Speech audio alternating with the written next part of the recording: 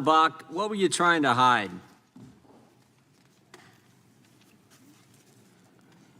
On the raid on March 19th at Mr. Malinowski's house, disabled the doorbell camera, cut electricity to the house, and you didn't wear body cameras. What were you guys trying to hide?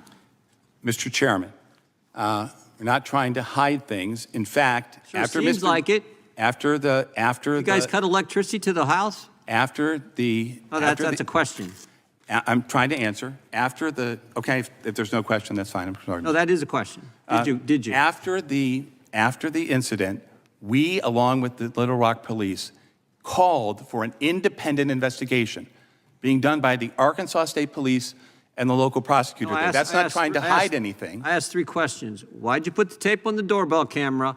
Why'd you cut the lights? And why didn't you wear the body cams? What are you trying to hide? And Mr. Chairman, the reason that we called for the investigation is we're not trying to hide anything. The reason I'm not going to talk about what's going on in that investigation is to respect its independence and out of fairness. There's a reason for the Department of Justice policy that's existed for so many decades about not commenting on pending matters.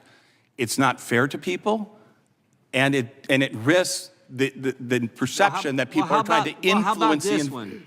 Why'd you ignore the rules?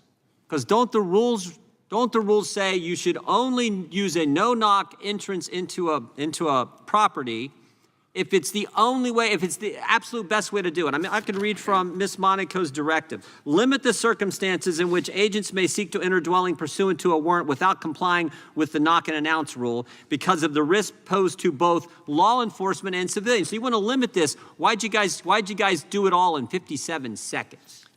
Respectfully, with respect to what I said before, is that we are not trying to hide anything. An independent agency is investigating it, and we, pursuant to longstanding policy, Director, are not going to comment. The Department of Justice has already told us you guys weren't wearing cameras. I'm just asking why. For the cameras, our body-worn camera policy, I can talk about that. I think I can answer the question without talking about this case. You can talk about some things relative to the investigation, but not others. We want all the answers to what's going on here. I will tell you, with respect to the body-worn camera policy, the Department of Justice announced that policy when it was announced, as we have communicated to your staff and you. It was announced that it would be phased implementation. ATF is implementing that policy. We've implemented it in just under 1/3 of our field divisions. We have not received 3 separate requests for program funding from Congress to do so, but we are still doing it. I watched a hearing a couple of weeks ago where your fellow chairman... Did the Little Rock police officers who accompanied you on this raid, did they wear body cams? Again, not commenting on this specific case, but in general, the Department of Justice written policy allows local law enforcement on these types of operations, short-term operations, to follow their own guidelines and policies, if they wish, in body-worn cameras. And what I wanted to say is... Their policy was to wear them. They weren't wearing them that day. We want to know why. Did you tell them not to wear them? Mr. Chairman, again, it is simply unfair at this point while there's a pending investigation. That's a simple question. We just want to know why they weren't following the rules. Their rules say wear body cameras. Your rules say wear body cameras. You weren't wearing body cameras. I go back to my original question. What were you trying to hide? We saw the video where you walked up and you put the tape on the doorbell. We know there were no lights to the foyer area. We have Mrs. Malinowski here who can testify to that. And we know you weren't wearing body cameras. What were you hiding? Again, Mr. Chairman, we're not hiding anything. And with respect to the body-worn camera policy, the people there... Why on the 12th did you not go and search the home? You were all circled up, ready to go, but a week before, on the 12th of March, you don't go, you go on the 19th. Why'd you decide not to go on the 12th?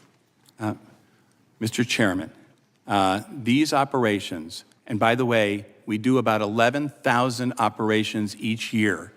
They're very dangerous operations. ATF doesn't do anything that is not dangerous. Well, it's not quite true, but many of them are very, very dangerous. And those operations are handled by people with decades of law enforcement experience. They plan them, they look at things. Director, you got to admit, this is a little unique.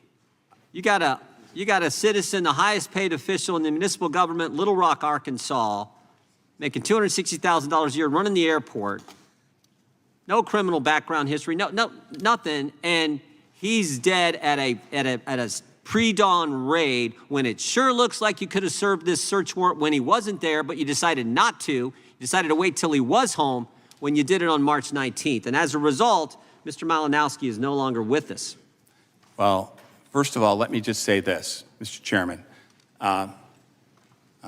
Obviously, any time that there's a loss of life, that is a profound incident. And of course, on behalf of just myself, ATF, and all law enforcement, we are very sorry when those things happen. Also, an agent was shot that day, and I'm sure you are sorry that that occurred also. Of course, all the more reason to follow the no-knock warrant, not to have a no-knock warrant take place and follow the rules. Mr. Chairman, as somebody who has worked with law enforcement for decades, there's a great temptation when a horrible incident happens to prejudge.